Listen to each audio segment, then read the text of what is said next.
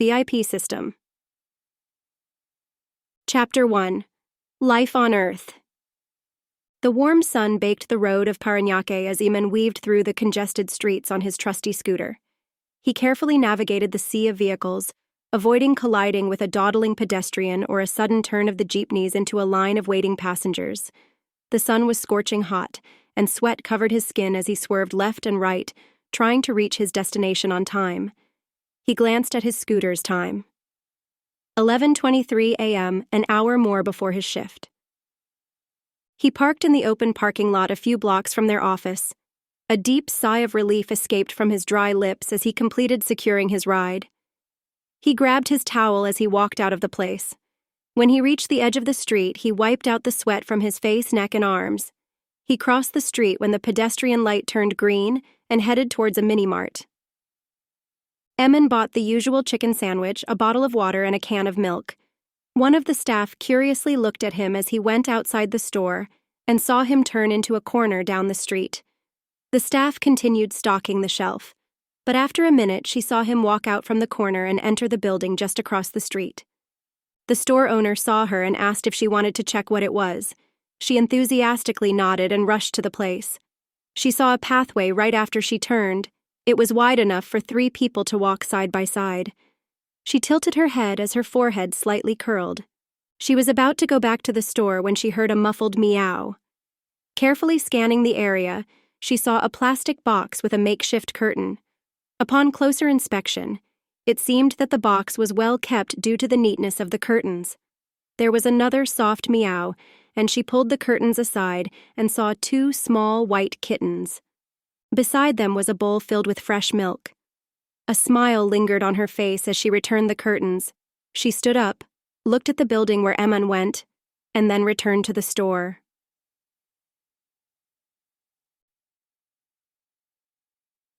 It was 12:30 p.m. when Eman entered the building's cafeteria. He was about to sit when another sat in front of him. It was Sheila, his colleague and the one who guided him when he was just starting at the company. They were eating their lunch and chatting as usual. Sheila was asking him the usual questions about his plans in life.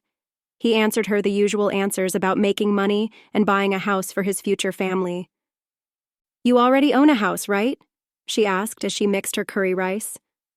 "Why not adopt the kittens then?" she added before eating another spoonful of rice. "You already know?" She swallowed the food in her mouth and cut Eman's answer. "But that's a long time from now. You already have a house, and caring for them will be much simpler if they are with you anyway." "I don't want to risk it, you know my situation," he replied. Sheila was about to continue the conversation when someone called her. She scooped all the remaining curry rice from the box and tidied her side of the table. After taking the food box to the trash, she waved to her colleague and ran back towards their table. She leaned towards him and whispered, "You will regret it if something happens to those kittens. Get them while you can." She then tapped the table and walked towards her waiting colleague. Eman looked outside the glass wall beside him, and a wave of thoughts surged upon him, but he decided to avoid any new commitments. He opened his food box and finished his lunch. Once his food was completely gone, he crumpled the bag, stood up, and walked to the office elevator. Back at his desk, Eman settled in for the afternoon. His colleague, Alex, who worked in the next cubicle, leaned over.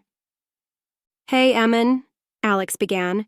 "How's it going with your investments and life insurances?" Eman glanced at him, a slight smile on his face. "I don't check them that frequently, but it seems they've been quite profitable these past years. It's all part of the plan, you know." "That's good to hear," Alex nodded. "You always seem to have everything figured out. It must be nice to have that safety net." "It is," Eman admitted, turning back to his computer. "But it's still a lot of work to keep everything in balance." The two continued working in companionable silence. Eman occasionally glanced at the clock, mentally counting down the hours until he could head home. An hour later, as he was engrossed in testing a particularly tricky piece of code, he saw Sheila walking past the hallway. Her words about regretting not taking care of the kittens echoed in his mind. When the clock finally struck 5:30 p.m., Eman packed up his things and clocked out. He decided to stop by the mini-mart again to buy more food and milk for the kittens. The staff from earlier gave him a knowing look but said nothing as he paid for his items. Eman retraced his steps to the alley where the kittens were. They were still there, nestled in the box. He refilled their food bowl and added more milk, watching them for a few moments as they eagerly ate. "Stay safe, you two," he murmured again before heading back to the parking lot. As he walked, his phone vibrated. He pulled it out and saw a notification from his game, reminding him to claim his offline VIP rewards. He smiled, briefly relishing the small victory in his virtual world, then locked his phone as he reached the parking place and mounted his scooter. While driving, Sheila's words kept replaying in his mind. He thought of turning back and picking up the kittens, but memories of his family's struggles and his own fears of not being ready for such responsibility clouded his thoughts. The argument in his mind was intense, but ultimately, the fear of failure won out. He continued driving, lost in his thoughts. Suddenly, a bright light shone on his side mirror, catching his attention. He turned, only to see a white van speeding towards him. The impact was immediate and brutal. His scooter smashed into the center aisle and he was thrown several meters away. The force of the crash was so intense that despite wearing his helmet, his neck twisted gruesomely. Eman lay motionless on the ground, his last thoughts a swirl of regrets and unfinished dreams. He died on the spot, the noise of the bustling city around him fading into silence.